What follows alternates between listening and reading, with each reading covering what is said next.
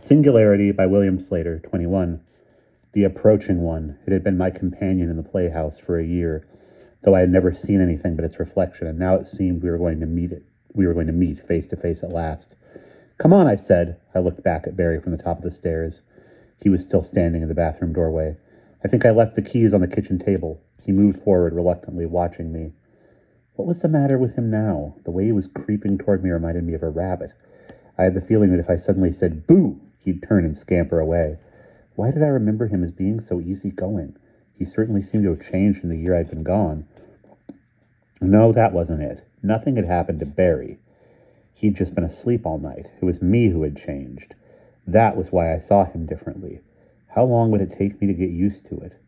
It's exciting, I said as we went down the stairs. I've been thinking a lot about the event horizon and the singularity.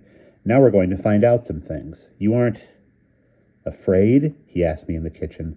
I picked up the keys and looked at them in my hand. Afraid? A little bit, I guess, I shrugged. But that doesn't make any difference. Nobody can stop it now. How do you know? Huh? He looked so pale and unsure, standing there on the rag rug. I was in there a long time watching it, I said. I thought a lot. I began to understand things. I felt a lot of its energy. Sometimes I even thought it was communicating with me. And it can't be stopped, whether we're afraid or not. That's all. Communicating with you? Barry sounded more suspicious than ever. Or doing something to your head, changing the way you see it so you wouldn't try to stop it from coming through or try to stop the invasion. I thought about that too, but it doesn't make any difference now. And it's not the way you think, Barry. You're afraid. I was confused again, but before, you were the one who didn't want me to warn anybody about it. He looked away from me. Yeah, I know. But I didn't think it would be so soon.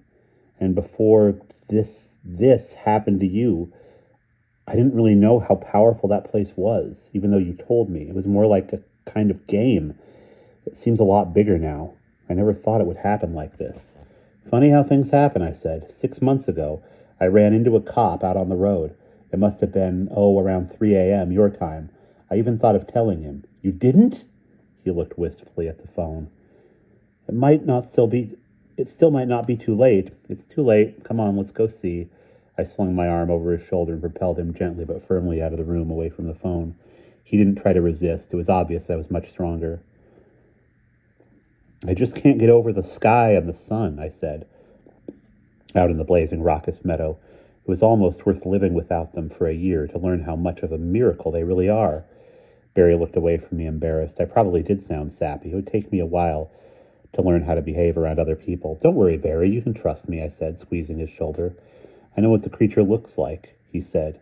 It looks like it was meant to kill. And if it was communicating with you, that's even worse. It changed you so you wouldn't try to stop it. I felt a flicker of doubt. Could he possibly be right? Quickly, I pushed the doubt away. I had a year's more experience with the approaching one than he did. I knew how important this arrival was. Having other people around would ruin it. It was pretty generous of me to include Barry. He hadn't earned it the way I had. I lifted my arm from his shoulder. You don't have to come if you'd rather not, I told him. If you go, I go, he said, and marched ahead of me into the circle of trees. He was scared, but he wouldn't let me go alone. I remembered the night he had dragged me with him to the playhouse. The first we had heard something come through. Maybe he had been scared then too, and he needed me to help him be brave. Maybe he had always needed me. A girl was standing beside the trees. She started to greet Barry. Then she saw me. Who's he? She quickly mouthed at Barry. I stepped past the sundial, and she blushed and looked away. Lucy, I said. I was surprised at how glad I felt to see her. Don't you remember me? Remember you? It's Harry, Barry told her.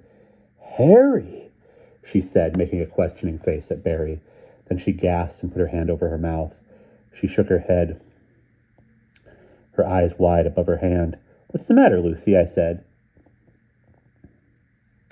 She didn't take her hand away or stop shaking her head. Her eyes kept getting wider, her face pinker as she stared at me. Then I saw what at least part of her problem was. Oh, I said, blushing a little to myself. I forgot all about clothes. They're inside. I stepped toward the door. A shrieking wail like a demented siren came tearing from her inside the playhouse. There was a thud and a shudder as a 2-foot round dent bulged out of the thick steel wall. I think you better wait until later to get your clothes, Lucy said, backing away.